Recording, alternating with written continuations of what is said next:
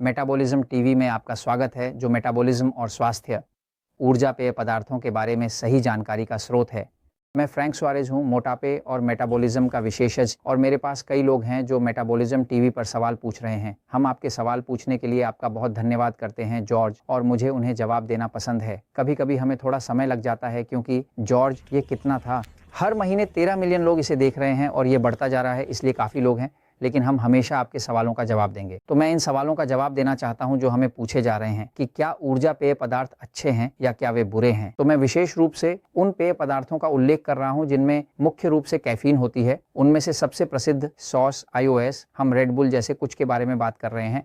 Red bull एक पेय है जिसे लगभग 28 साल पहले ऑस्ट्रेलिया में बनाया गया था और यह 159 देशों में बेचा जाता है। रेड बुल की सबसे बड़ी सफलता यह रही है कि उन्होंने यह विचार बनाया कि यह कैफीन युक्त ऊर्जा पेय, जो एक उत्तेजक है, शराब के साथ मिलाया जाए। इसलिए कई बार रेड बुल और शराब के साथ बने पेय भी बेचते हैं। जब से उन्होंने ऐसा किया है, उनका बाजार ट्रेमेंडसली बढ़ गया है, क्योंकि आप जानते हैं कि शराब और सेक्स ऐसी चीज़ें हैं जो बहुत बिकती हैं। तो मूल रूप से कैफीन के उत्तेजक प्रभाव को शराब के साथ मिलाना रेड बुल कंपनी की एक सफल मार्केटिंग रणनीति थी। अब अन्य ऊर्जा पेय पदार्थ भी हैं जिनमें कैफीन की उच्च मात्रा होती है, जो तंत्रिका तंत्र को प्रभावित करते हैं, जैसे कि यह जो 5 घंटे ऊर्जा कहलाता है। यह एक बहुत छोटी बोतल है, लगभग 2 औंस 60 ml की। यह संयुक्त राज्य अमेरिका में बहुत लोकप्रिय हो गया है, प्यूर्तो रिको, कुछ देशों में। यहाँ एक ही अवधारणा के तहत काम किया जाता है। वही अवधारणा कैफीन की अपेक्षाकृत उच्च मात्रा है। कैफीन एक उत्तेजक है। ध्यान दें कि जब आपको भूख लगती है, अगर आप 1 कप कॉफी पीते हैं तो आपकी भूख निश्चित रूप से कम हो जाती है, क्योंकि यह आपको उत्तेजित करके एड्रेनल्स में एक प्रकार की कृत्रिम ऊर्जा उत्पन्न करता है। मैं इसे अभी समझाने जा रहा हूं, और बहुत से लोग ऐसे हैं जो इसके लिए जैसे कि आदी हैं। मैं कई लोगों को जानता हूं जो या तो इसके लिए या इनसे प्रतिस्पर्धा करने वाले किसी और के लिए या इसी के लिए आदी हैं, है ना। अब मैं एक पल के लिए बोर्ड पर जाऊंगा ताकि यह समझा सकूं कि ऊर्जा पेय आपके शरीर में कैसे काम करता है और संभावित नुकसान क्या हो सकता है। अगर कोई सवाल है तो मैं उन्हें समझाना चाहता हूं ताकि आपको लाभ हो। आप निर्णय लेते हैं, मैं केवल आपको जानकारी देता हूं। आप तय करें कि यह आपके लिए फायदेमंद है या नहीं। देखिए, मैं एक पल के लिए बोर्ड पर जा रहा हूं। देखिए, यह कॉफी, कैफीन में खुद में बिल्कुल भी कुछ गलत नहीं है। कैफीन का उपयोग हजारों सालों से किया जा रहा है और पूरी संस्कृतियां कैफीन के चारों ओर घूमती हैं। मैं उनमें से एक हूं जो व्यक्तिगत रूप से हमेशा एक अच्छे कॉफ़ी का आनंद लेना पसंद करता था, खासकर सुबह अपनी पत्नी के साथ बिस्तर पर, और यह एक बहुत महत्वपूर्ण अनुष्ठान का हिस्सा बन जाता है। यहाँ बहुत सारी कैफ़े की दुकानें हैं, जैसे कि स्टारबक्स और अन्य सभी, जो उस कॉफ़ी संस्कृति से जीवित हैं, जो कुछ ऐसा है जो आनंददायक हो सकता है।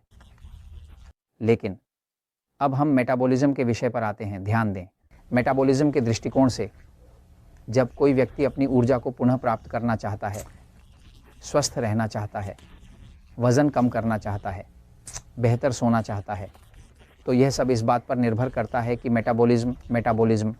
मेटाबॉलिज्म वह सब कुछ है जो कोशिकाओं के अंदर होता है, जहाँ कुछ अंगिकाएं होती हैं जिन्हें माइटोकॉन्ड्रिया कहा जाता है, जहाँ यह एक पदार्थ उत्पन्न करता है जिसे ATP कहा जाता है, जो ऊर्जा है, गति के लिए ऊर्जा, जीवन बनाने के लिए, दिल की धड़कन के लिए और इस तरह की सभी चीज़ों के लिए।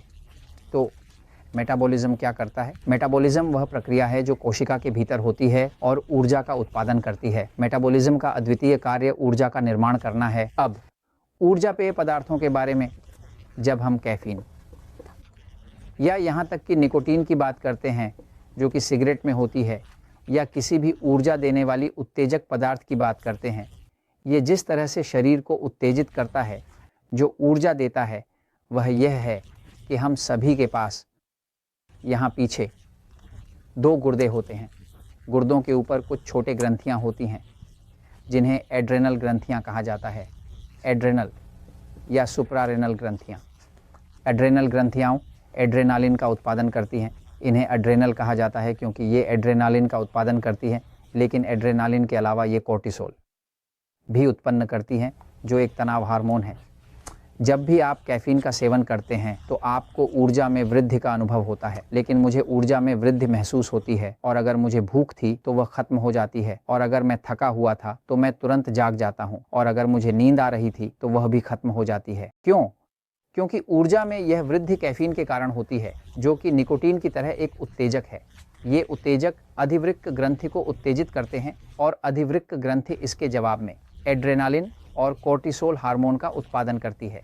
एड्रेनालिन ऊर्जा देता है क्योंकि यह एक हार्मोन है जो मूल रूप से शरीर को आदेश देता है कि वह जिगर से ग्लूकोज निकालें और उसे बाहर फेंक दें, क्योंकि यह उस शरीर को लड़ने या दौड़ने के लिए तैयार कर रहा है। अंग्रेजी में इसे फाइट और फ्ली कहा जाता है, यानी लड़ने या भागने की प्रवृत्ति।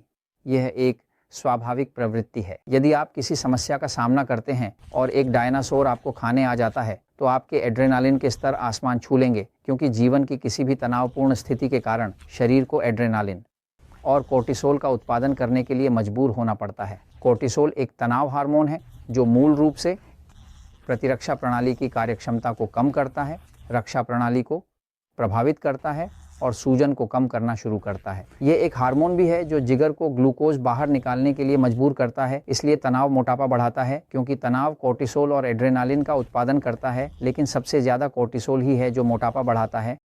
जब कोई व्यक्ति ऊर्जा पेय का उपयोग कर रहा होता है, जैसे कि रेड बुल, 5 घंटे ऊर्जा या कोई और, तो वास्तव में इसका उपयोग करने में कोई समस्या नहीं है, सिवाय इसके कि जब व्यक्ति को इसकी आदत हो जाती है। जब आदत बन जाती है तब समस्या शुरू होती है, क्योंकि तब शरीर इसकी मांग करने लगता है।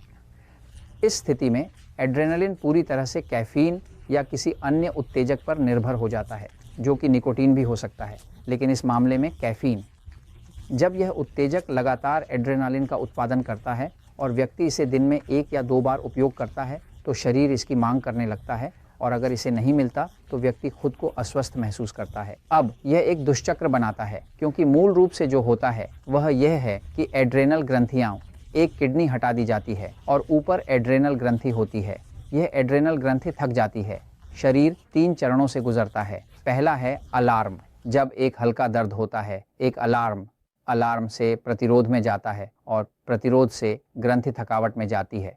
यह तनाव के पिता हंस सेली के द्वारा खोजा गया था। इसे अलार्म, प्रतिरोध, थकावट कहा जाता है, और सभी कोशिकाएं इस चरण से गुजरती हैं। पहले अलार्म मिलता है, चेतावनी, फिर ग्रंथि वहां प्रतिरोध कर रही होती है क्योंकि वह लगभग और नहीं कर सकती, और अंततः थकावट आती है। जिन लोगों के साथ मैं नेचुरल स्लिम केंद्रों में काम करता हूं, जो हमारे साथ वजन कम करने आते हैं, उनके लिए वजन कम करना बहुत मुश्किल होता है। यह इसीलिए है क्योंकि वे इतने लंबे समय से कैफीन का उपयोग कर रहे हैं कि अपने शरीर को ऊर्जा उत्पन्न करने के लिए मजबूर कर रहे हैं कि उनकी एड्रेनल ग्रंथियां थक गई हैं। अब वे लगभग एड्रेनालिन का उत्पादन नहीं कर पाती हैं, और वे ऊर्जा भी लगभग नहीं उत्पन्न कर सकती हैं क्योंकि उन्हें थका दिया गया है। तो ऊर्जा पेय का आप उपयोग कर सकते हैं, इसमें कोई समस्या नहीं है। लेकिन अगर आप इसका अत्यधिक उपयोग करते हैं और इसे हर दिन पीने लगते हैं तो जान लें कि आपको आसानी से समस्याएं हो सकती हैं, क्योंकि इससे आपकी एड्रेनल्स पर बुरा असर पड़ेगा। सबसे अच्छा तरीका यह है कि आपका मेटाबॉलिज्म स्वाभाविक रूप से आपको ऊर्जा दे और आप किसी भी उत्तेजक पर निर्भर न रहें।